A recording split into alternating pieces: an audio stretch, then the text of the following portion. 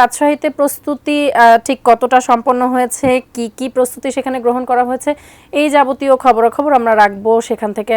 রাজশাহী বিশ্ববিদ্যালয় প্রাঙ্গণ থেকে আমাদের সঙ্গে যুক্ত হবেন প্রতিনিধি বুলবুল হাবিব।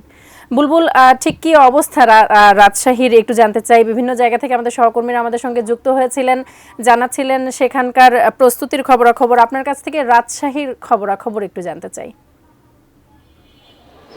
তাসফি, আসলে যেহেতু আমাদের রাজশাহীতে আসলে প্রধানত এই যে বিজয় দিবসের আহ, আহ, আহ, প্রথম প্রহরে এবং ভোর থেকেই কিন্তু আসলে প্রধানত রাজশাহীর শহীদ মিনার এবং আমি যেখানে দাঁড়িয়ে রয়েছি ভুবনমোহন পার্কের যে স্মৃতিস্তম্ভ, এগুলোতে সাধারণত আসলে বিভিন্ন রাজনৈতিক দল, বিভিন্ন পেশাজীবী সংগঠন তারা পুষ্পস্তবক অর্পণ করে। এর বাহিরে রাজশাহী বিশ্ববিদ্যালয়ের একটা দিনভর নানা ধরনের কর্মসূচি রয়েছে। তারা তাদের যে রাজশাহী বিশ্ববিদ্যালয়ের যে শহীদ বদ্ধভূমি রয়েছে, সেই বদ্ধভূমিতে তারা পুষ্পস্তবক অর্পণ করে। এর বাহিরে দিনব্যাপী নানা ধরনের কর্মসূচি পালনের প্রস্তুতি নিয়েছে তারা।